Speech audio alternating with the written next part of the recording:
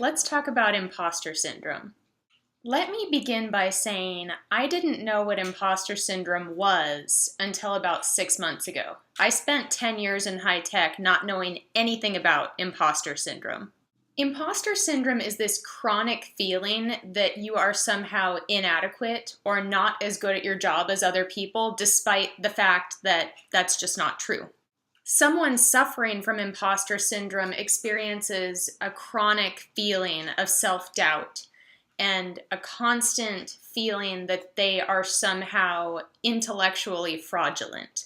When I first heard about imposter syndrome, I was like, well, yeah, I definitely had that when I started my career in high tech. Imposter syndrome is real. Everyone experiences it at some point in their lives. However, I do think that marginalized groups tend to experience imposter syndrome to a greater extent, just simply because they look around and nobody else looks like them, so they start to doubt themselves. Even though imposter syndrome is very real, it makes me really sad when people let it hold them back. Just the other day, I was at a local tech company in Portland to take a group photo with some other women in tech, and one of the women didn't want to be in the photo because she didn't feel that she was a woman in tech because she was not working in a technical role at the moment.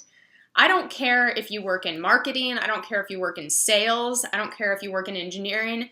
If you work at a tech company and you're a woman in tech. Don't let anyone tell you otherwise, and don't let anyone make you feel like they're somehow better than you. Because they're not. The best way to beat imposter syndrome is to be kind to yourself when you don't know something. Don't be so hard on yourself.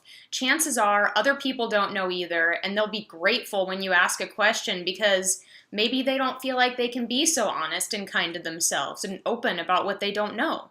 When I was a junior engineer, I was in a meeting where a lot of acronyms were being thrown around, and I didn't know what one of them in particular meant, but the presenter kept using it over and over and over again. And finally, I raised my hand and I asked, "What is that?" And there was this long, awkward pause. And then I realized he didn't know what the acronym stood for either. And then I looked around the room and nobody else spoke up either. Nobody in the room knew what the acronym meant.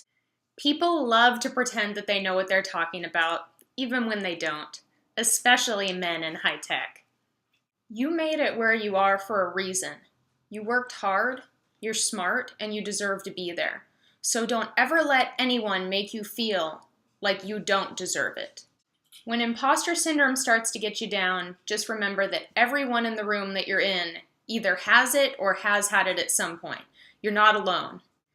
If you still can't just get past it, talk to a mentor, talk to a friend, get a pep talk from a family member, someone you trust, someone you look up to, because they will tell you the truth and you can believe it.